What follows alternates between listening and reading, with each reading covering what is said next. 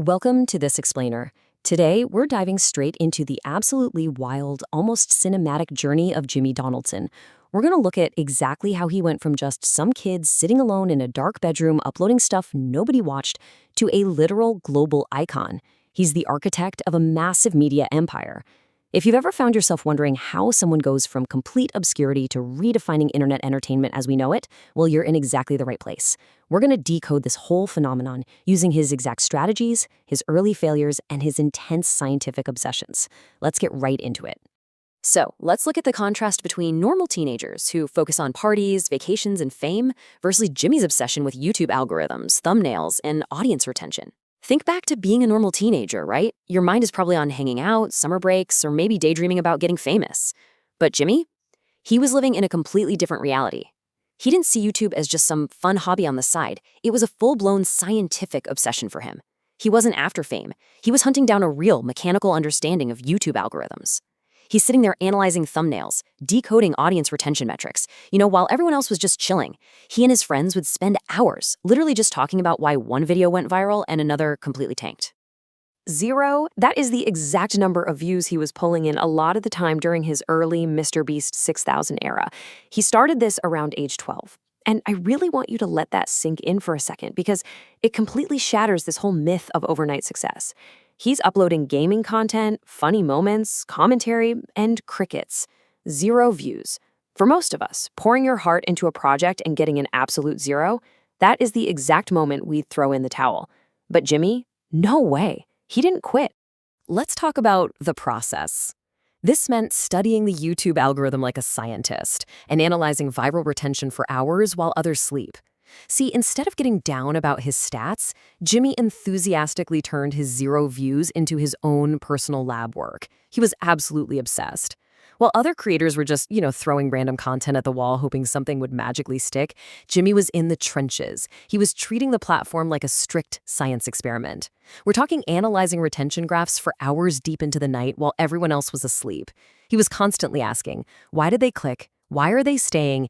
And critically, why did they just leave? Looking at his timeline, we see year 1 is gaming content, year 2 is reactions, year 3 is worst intros, and year 4 is challenges. It's a really clear narrative of relentless, nonstop testing. Year 1, gaming. Year 2, he pivots over to reactions. By year 3, he's doing those worst intros reviews, and then year 4 hits and he's testing out entirely different challenges. And remember, he was doing all of this without a wealthy family backing him, no fancy production team, no high-end gear. It was just him. He was basically a one-man laboratory, endlessly running different formats through the ringer just to see what the raw data would tell him. There's a great mantra here. Failure is not the opposite of success. Failure is training for success. This is an absolutely crucial mindset shift. Instead of complaining that he didn't have money or that his views were super low, he took every single failed upload and used it as essential training. Every flop wasn't a defeat, right? It was a hypothesis that he tested, proved wrong, and then used to get one step closer to the actual winning formula. 100,000. All of that brutal training, it led straight to this massive turning point. 100,000. And actually, scratch that. It wasn't a subscriber milestone. That was his first true viral hit. Jimmy had this incredibly crazy idea to sit down and literally count from 1 to 100,000 out loud, on camera. It was this absurdly difficult hours-long marathon that sounds completely ridiculous when you say it out loud, but he hit record, he did it, he uploaded it, and the internet completely lost its mind over it. So why did the 100K video explode? 3 main reasons. It was entertaining, difficult, and unexpected. This perfectly captures his total mastery of internet psychology. Like, why did a video of a guy counting actually blow up? It hit this perfect trifecta. It was incredibly difficult, entirely unexpected, and weirdly entertaining.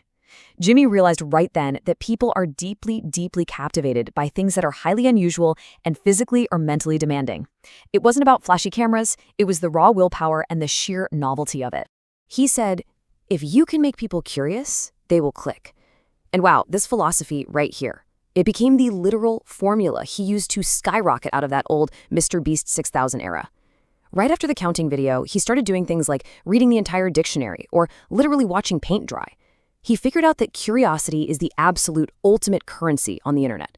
If you can pitch a premise so bizarre or so extreme that the viewer is sitting there thinking, I just have to know how this ends, well, you've already won.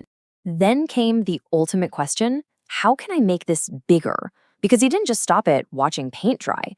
Instead of jumping on whatever trend everyone else was doing, he practically invented his own high-energy genre. He was constantly, relentlessly asking himself how to make things bigger. He started throwing in fast-paced editing, massive reactions, and crazy giveaways. He didn't want it to just be good, he wanted it to be massive. That simple question just escalated the stakes over and over, turning a quirky little channel into a literal blockbuster event. Look at these steps. Step 1 was $100. Step 2 was $10,000. Step 3 was $100,000. Step 4 was private islands. This is his escalation strategy in a nutshell, and it's brilliant. First, he gives away $100. Okay, cool. Then boom, $10,000. Then $100,000. Before you know it, the guy's giving away entire private islands. By constantly aggressively bracing those stakes, he kept his audience permanently hooked. Everyone is just sitting on the edge of their seats thinking, what insane, impossible thing is he going to pull off next? There is a huge contrast between average creators who save their money for luxury versus Mr. Beast, who reinvests everything into better cameras, sets, and prizes. You really have to ask, how on earth did he afford all this?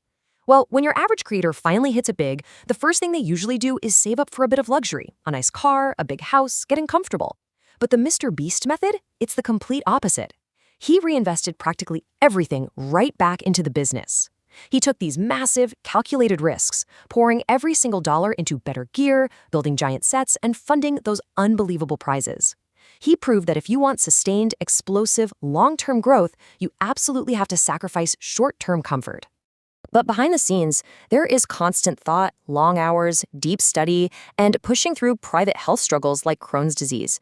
It's super important that we talk about this reality, because behind all the bright lights, those massive sets, and the loud reactions, there is a hyper-focused guy working insanely long hours. He's constantly studying content, and all the while he's quietly pushing through a really painful private digestive condition called Crohn's disease. It just goes to show that successful people are often fighting very private battles behind the scenes. This whole empire was built on pure resilience. When it came to building the Empire team, we're talking about Chris, Chandler, Carl, and Nolan. Jimmy knew pretty early on that he couldn't do all of this completely alone. He figured out that to scale up to these giant concepts and actually have a worldwide impact, he needed incredible team chemistry. So what does he do? He brings his closest friends right into the lab with him. By building a team with these guys, he created this dynamic that you honestly just can't fake. The videos didn't feel like highly produced corporate game shows. They felt like you were just hanging out with a group of friends doing impossible, crazy stuff together. Because ultimately, big dreams become easier with the right people. No empire is built alone. This is such a huge takeaway from our explainer today. Going from a solitary teenager locked in a dark room to the mastermind behind a global multilingual media brand, that transition was deeply fueled by real, genuine friendships. It was their natural chemistry that kept all this wildly extravagant content feeling grounded, relatable, and authentic to hundreds of millions of viewers.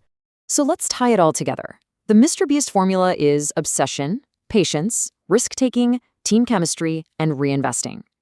To wrap up the core findings of our explainer, the formula really boils down to this: an absolute obsession with the algorithm, the patience to sit through literally years of zero views, the guts to take massive risks on crazy ideas, building authentic team chemistry, and of course, relentlessly reinvesting every single dollar back into the art.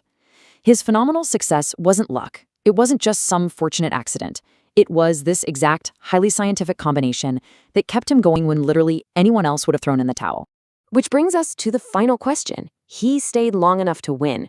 Are you willing to outlast your competition? Jimmy stayed in the game long enough to win it all. So I want to leave you with this final, somewhat provocative thought to chew on as you build your own dreams. Are you actually willing to outlast your competition? Think about that for a while. Thank you so much for joining me for this explainer today, and whatever it is you're building, keep